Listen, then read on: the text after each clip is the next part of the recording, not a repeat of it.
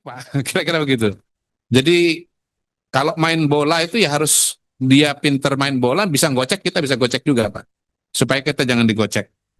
Jadi Pak, kita di kedeputian ini sudah ada tenaga-tenaga yang dialokasikan untuk mengampu satu dua kementerian. Mantengin terus Bu, bangun hubungan baik, ya kan? Ikutin program-programnya, sehingga tahu persis permasalahannya ada di tiap kementerian tersebut.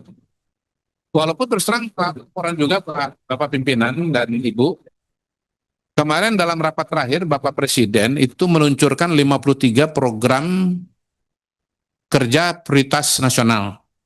Ada 53 program.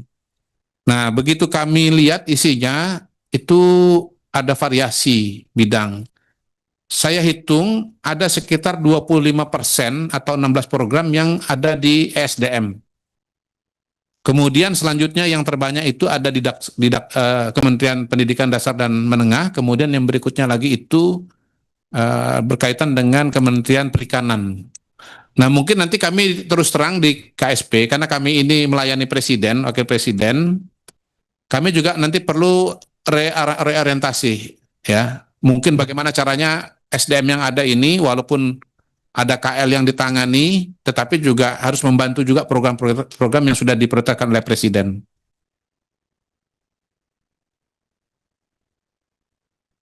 Kemudian ada saran juga dari Pak Frederick mengenai soal kedekatan dengan Presiden, Pak. Nah, Alhamdulillah Pak, Presiden ini dibantu oleh beberapa lembaga. Jadi mungkin mata, telinga, leher Presiden itu Pak, itu sudah kumpul di Komplek Istana Pak. Bagi bapak-bapak yang hafal, Istana itu kan ada dua.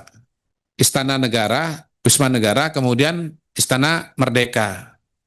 Istana Negara itu yang Presiden biasa pelantikan, acara, kemudian Istana Merdeka yang Presiden biasa terima tamu, ya, terima Bu Mega, itu ya, terima Bu Mega yang terakhir itu.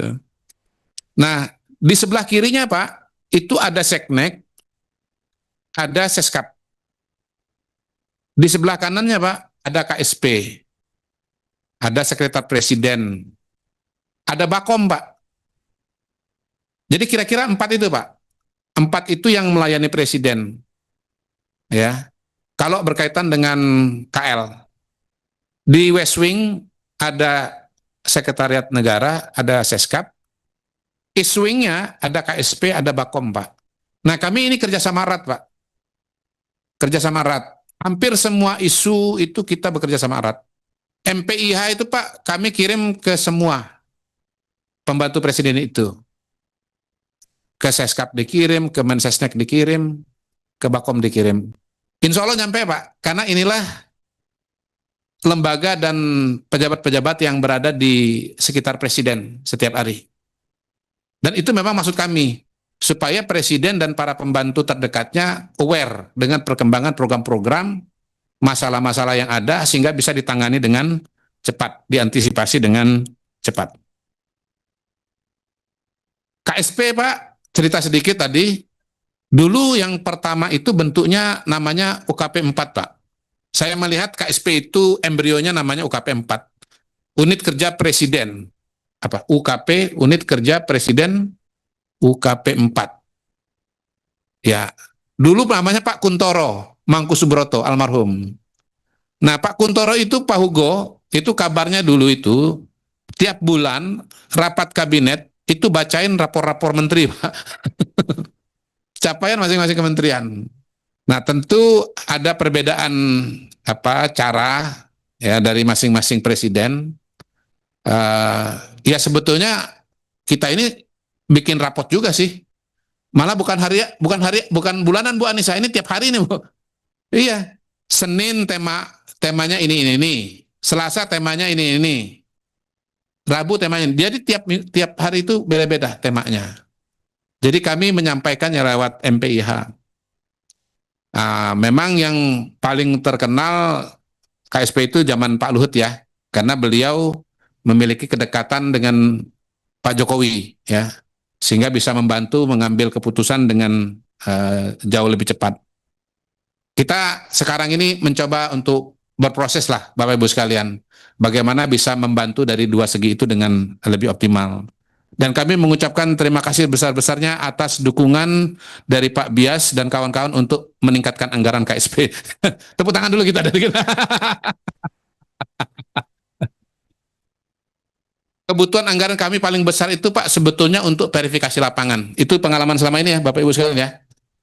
Karena sebaik apapun teori Pak, Bapak Ibu sekalian, itu pasti ada kesenjangan dengan realita di lapangan. Nah, tidak ada cara yang lebih baik untuk mengecek implementasi di lapangan itu kecuali dengan verifikasi lapangan, Pak. Saya ketemu masalah-masalah isu-isu itu Pak di lapangan, Pak. Contoh nih kemarin, bukan curhat ya Pak Anwar ya, ini cerita kasus nih. Kami ngecek pembangunan sekolah rakyat permanen di Bali, Pak, di Karangasem. Secara target teknis itu bagus, Pak. Tapi masalahnya bukan di situ. Begitu saya tanya dengan Kepala Dinsos, berapa jumlah calon siswa yang sudah ada, karena kan nggak lama lagi nih, bulan Juli nih akan terima nih. Jumlah sudah tersedia itu Pak Ugo, itu baru 250 orang. 200 untuk SD, 75 untuk SMP, 75 untuk SMA. Loh, daya tampungnya 1080. Loh, kok bisa saya bilang? Jawaban pertama dari Kepala Pendidikan Dasar dan Menengah, Kepala Dinasnya maksudnya, di Bali ini desil 1, desil 2 itu nggak ada.